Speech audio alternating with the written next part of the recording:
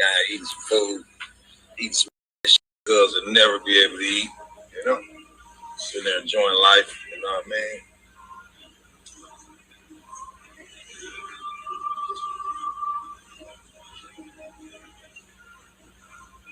Seen the jury walk in there, I finally got to see all the jury. That guy done.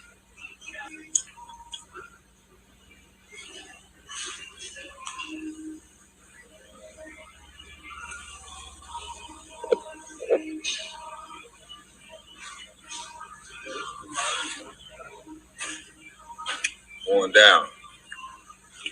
What's up, my guy? I thought there'd be more support down here. You know, you got a lot of that say they love Nip and all that. Where you know, you fucking Crenshaw shirts, all you celebrities bought all that. You know, where y'all at now? You know what I mean? Where y'all support at now? You know what I mean? I don't understand that, but you know, it is what it is. Y'all can take them little shirts and tuck them in your drawer. You know, marathon got to be in you. It ain't on you. It got to be in you. You know what I mean? You putting a shirt on don't mean it's in you. All you buying them shirts, it got to be in you. Yeah.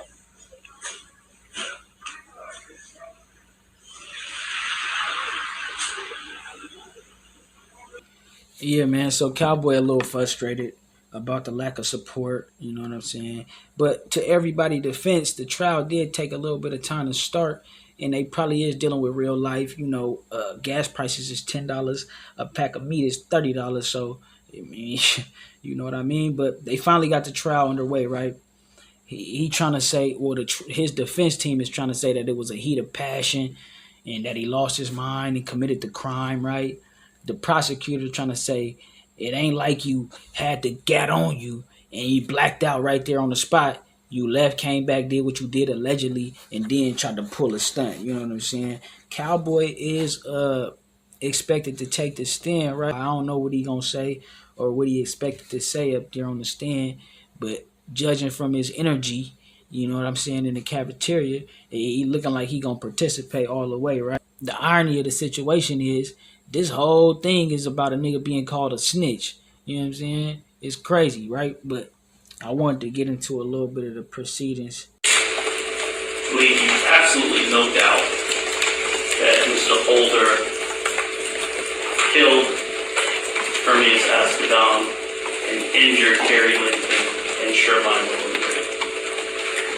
There'd be no doubt about that. You're going to hear and see evidence that he had plenty of opportunity to think about what he was going to do before he did it, and did it. And I make that point because we charge not just murder, but premeditated and deliberate murder. The difference between premeditated and deliberate murder and murder will be... See, the prosecutor ain't having it. They like, nah, you had time to think, fool. You should have thought about that. Argued during at the end of the case. March 31st, 2019, at about 3:20 in the afternoon, there was an explosion of violence. At that place and at that time, the world lost Hermes Joseph Ascadon, better known to the world as Nipsey Hussle. Mr. Ascadon was a father, he was a son, he was a brother, he was a successful artist, an entrepreneur, he was beloved in his neighborhood, he was respected, and he was just 33 years old. Eric wasn't thinking about none of that, man. That's the cold part about it. Eric wasn't thinking about none of that. He wasn't thinking about that they used to be friends, none of that. There was a conversation between Mr. Holder and Mr. Ascadon minutes before Mr. Holder shot and killed Mr. Ascadon. And you will hear from at least two different witnesses that that conversation has something to do with snitching. Now, I know you're all familiar with the word snitch and the concept of snitching, but you may not be familiar with how volatile that subject is. within gang life. Someone is considered The cold part about it is they acting like it ain't a million snitches walking around right now. gang member is considered a snitch. It's a whole lot different from being considered a snitch by your little brother or your little sister.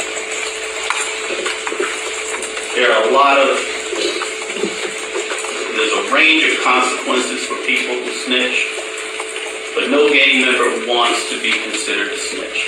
It is highly offensive to any gang member to even suggest that he is a snitch. But he was there when the shooting happened, and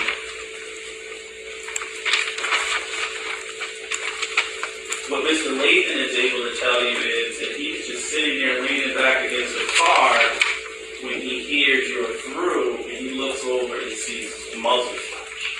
He walks along the sidewalk in front of the businesses until he gets to the two cars where these gentlemen are, and no sooner than he walks between the cars, he pulls out not one but two guns, and he starts shooting. He starts shooting in this very tight, confined space where there are four people. And he strikes three of the four people. Long story short, I didn't know he had two guns on him, but long story short is it's not looking too good for Eric, man. They got the female, you know, she ain't trying to be considered a accessory, so what she doing is being very compliant. They got you on camera, you know what I mean? They got a whole bunch of other people that was out there that seen it go down, this, that, and the third. Like I said, judging from Cowboy energy in the cafeteria, it's looking like he gonna be very compliant as well. Go up in there and tell exactly what's going on. And I don't know, man. I don't know how niggas is going to look at Cowboy after that whole situation go down. I'm going to keep it real. Because niggas still got their standards in the hood and niggas still feel the way they feel about niggas getting on the stand, this, that, and the third. You know what I'm saying? But like I said, although some niggas still feel some type of way, right? And you might hear little whispers like, yeah, that nigga snakes, that nigga. And the most that probably come from that is, you know, certain niggas probably like disassociating. But I watched this No Jumper interview and he already don't fuck with certain type of niggas anyway. So, you know what I'm saying? It ain't gonna be shit that big of a deal that some niggas probably feel some type of way that he went on the stand or whatever the case is, right? At the end of the day, a lot of the hood principles, nigga, is outdated and it's some bullshit and they keep a nigga, you know what I'm saying? I mean, I guess it works for niggas who are still participating in illegal activities and this, that, and the third. But like I said, I watched Cowboy No Jumper interview and he don't seem to be involved in nothing that'll get him in trouble with the law and this, that, and the third. So he you know, he probably consider himself a law-abiding citizen at this point, you know, in his life. He up in age and he ain't trying to hold on to them hood principles no more. But shit, man, we gonna have to just see how the proceedings play out, man. Say ho, you can't be playing with that paper, ho. Nigga need that paper, need it now and not later, ho. Say ho, you can't. Fake ass motherfuckers be showing all that fake ass love. Keep that shit away from me. Keep that fake ass shit away from me, nigga. Before I explode on one of you bitch ass niggas, nigga. Playing with that paper, ho. Nigga need that paper, need it now and not later, ho. Say ho, you can't be playing with that paper, ho. Nigga need that